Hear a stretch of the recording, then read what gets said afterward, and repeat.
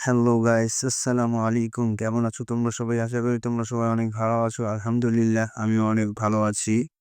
তো ইদানিং বাংলাদেশে যে গরম পড়তেছে, তো এই সময় আমাদেরকে সুস্থ থাকতে হলে অবশ্যই বেশি বেশি করে লেবুর শরবত খেতে হবে। তো আজকে আমরা 4 ধরনের লেবুর শরবত তৈরি করব। প্রথমে লেবুটাকে ছোট ছোট পিস করে কেটে নিচ্ছি। এরপরে আমরা লেবুর রসগুলোকে বের করে নিচ্ছি। বের করে নেওয়ার পরে একটি গ্লাসে আমরা 1 টেবিল চামচ পরিমাণ লেবুর রস দিয়ে দেব। স্বাদ মতো আমরা এখানে লবণ অ্যাড করব। এরপরে 1 টেবিল চামচ পরিমাণ চিনি দিয়ে দেব এখানে আমরা। চিনিটা স্বাদ মতো দিবেন। কেউ বেশি খেলে বেশি দিবেন, যদি কম খান তাহলে কম দিবেন। এরপরে আমরা এখানে পানি অ্যাড করে এটাকে মিক্স করে নিচ্ছি।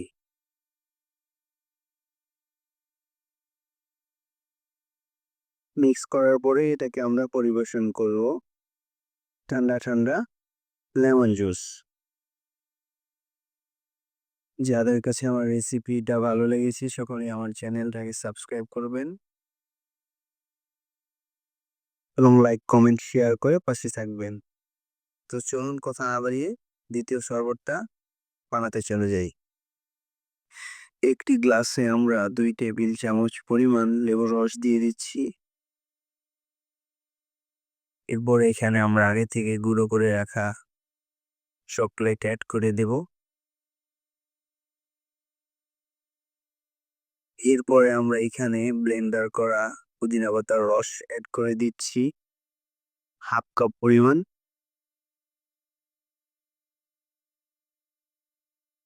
এরপরে আমরা এখানে স্বাদ মতো লবণ এবং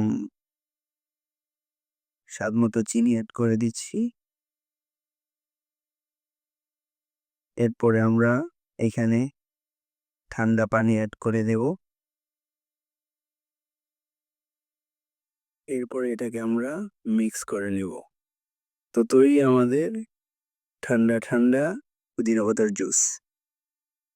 আপনাদের কাছে এটাকে কেমন লেগেছে অবশ্যই আমাকে কমেন্ট করে জানাবেন। তো চলুন তৃতীয় শরবতে যাওয়া যাক। একটি গ্লাসে আমরা 3 টেবিল চামচ পরিমাণ লেবুর রস নিয়ে নিচ্ছি।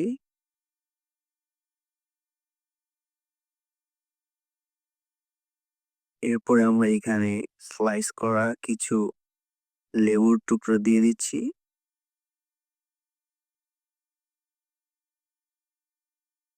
এরপরে আমরা এখানে স্প্রাইট অ্যাড করে দিচ্ছি। আপনারা চাইলে যে কোনো কোম্পানির আরসি এখানে ইউজ করতে পারেন।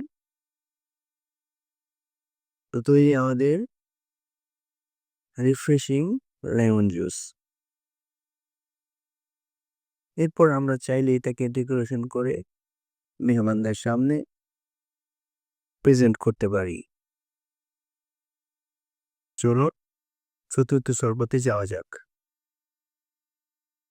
একটি গ্লাসে আমরা 1/2 চা চামচ পরিমাণ বিট লবণ নিয়ে নিচ্ছি। এরপরে আমরা এখানে লেবুর স্লাইস দিয়ে দিচ্ছি। এরপর আমরা এখানে 1 টেবিল চামচ পরিমাণ ট্যাং অ্যাড করব। এটা যেকোনো কোম্পানির হতে পারে। এরপরে আমরা এখানে ঠান্ডা পানি অ্যাড করে নিচ্ছি।